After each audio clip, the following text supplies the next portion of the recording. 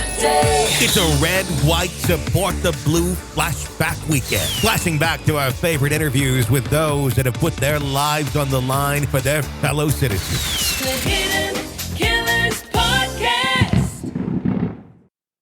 This is an examination of the hidden human condition This is the Hidden Killers Podcast. with Tony Brueski. And we are talking right now with one of our favorite guests, Robin Drake, retired FBI Special Agent, Chief of the Counterintelligence Behavioral Analysis Program, and his website, peopleformula.com. We're talking Lori Vallow Daybell. We heard a lot of very interesting testimony and evidence and almost co-conspirators taking the stand as witnesses during this trial. Do you think we're going to see any charges brought against any of the friends for having knowledge, having it possibly been true co-conspirators in some of this?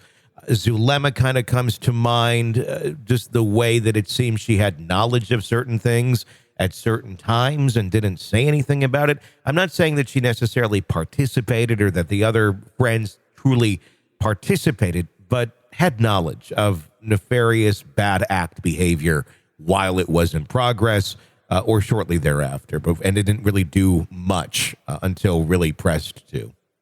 Yeah, it's a great question. And I remember when they first started having their testimonies come up, and I'm listening to them, and it's like, wow, it's kind of off people kind of talking about other off people's, like, who do you believe? Because everyone's just a slight bit of crazy. Mm-hmm. And I was curious about the same thing. I would imagine, though, that in order to compel them to testify the way they did, that they were given a deal of some sort of absolution. But I think it'll come out even more, maybe they'll do a little bit more with them when it comes to Chad Daybell's trial. But I would imagine that they gave him a waiver, or immunity is what they use, in situations like that. I imagine, but it would be it's an interesting track to go down. But I think because of them being on, they probably have the cell phone data and the texting data back and forth of these people in Lori's life raising all these concerns when they were seeing it. Again, that's why I think they failed so majestically, is because they didn't isolate their friends from reality. Yeah. That they saved themselves by being isolated. I mean, can you imagine, though, if they had taken their friends and they had bought 20 acres in the middle of nowhere and they isolated them like that and then started doing these things? I think it would be a different case at that point. Oh, it makes you wonder, what was the ultimate goal here with Lori and Chad? Or was there one? Was this just, I still think I don't think they're not deep thinkers. Yeah. I mean, I really think that their ultimate goal was to have this lifestyle in Hawaii, because that's what society says is the ultimate crescendo of success, is having an easy lifestyle in Hawaii. I think that's why they went to Hawaii to get married, because, that's what I read in the newspaper. That's what I read in a magazine, that Hawaii is the place to go. We'll go get married in Hawaii. We'll live off of the insurance money we bilked everyone out of, and we'll form another small little commune of 5 or 10 friends that just adore me because they believe this weird crap we're selling them. And I also found it very interesting, too. I think you and I have talked about that. No one from Lori Daybell's past came forward to testify. No one, the defense didn't call anyone to say, hey, we had this great history with Lori Daybell. I was literally thinking the exact same thing as you were saying that. We were just thinking of the circle of friends. Everybody who testified were all from the last handful of years. There wasn't somebody from, I've been friends with her for 25 years and this is not her. There was none of that other than her son. But there was no friends or anyone, family, other than her one son that, testified as to, yes, she was once a good mom, but something obviously changed.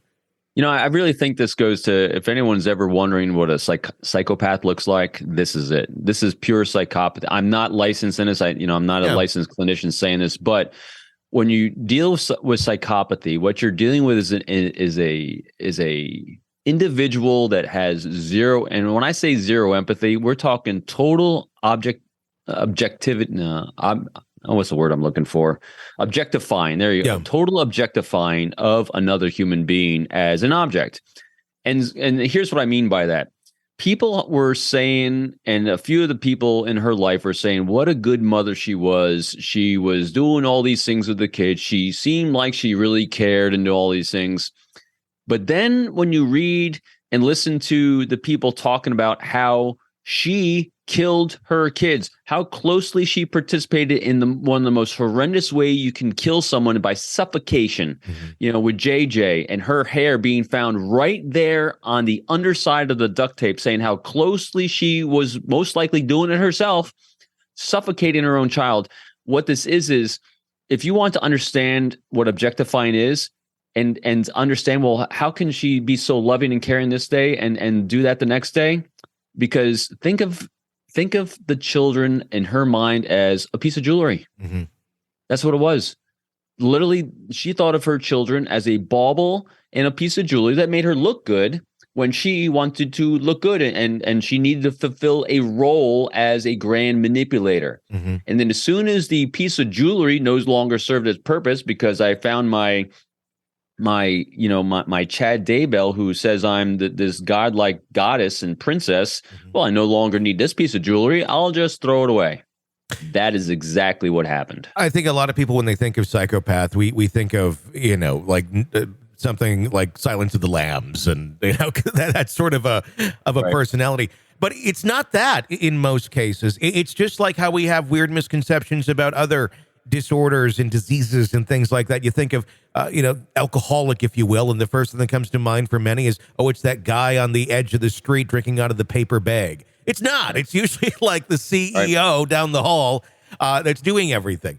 Or it could be anybody. And with psychopath, it's the same sort of thing. It's not what you think it's going to look like in many cases. In some, sure. But in many cases, it's people like this. And you're exactly right. She's looking at people as complete objects. I would even say she looks at them as even less than people. Because I think a lot of us have to feel like, well, how do I get this down so I think of this person as a nothing? I think she looks at them as even less than nothing. They're all pawns to her. They're all things that are she's in control of, or that she can try and take control of. Or it's objects without connection. This is an examination of the hidden human condition. This is the Hidden Killers Podcast. The Hidden Killers Podcast. With Tony Brueski. Robin Drake, retired FBI Special Agent, Chief of the Counterintelligence Behavioral Analysis Program. His website, peopleformula.com. Thank you so much, Robin, for coming on and giving us your insight. If you like the podcast, be sure to press subscribe wherever you're downloading it so you don't miss any updates, breaking stories, and coverage of all the cases that we follow for you in great detail right here. My name's Tony Brueski. Stay with us.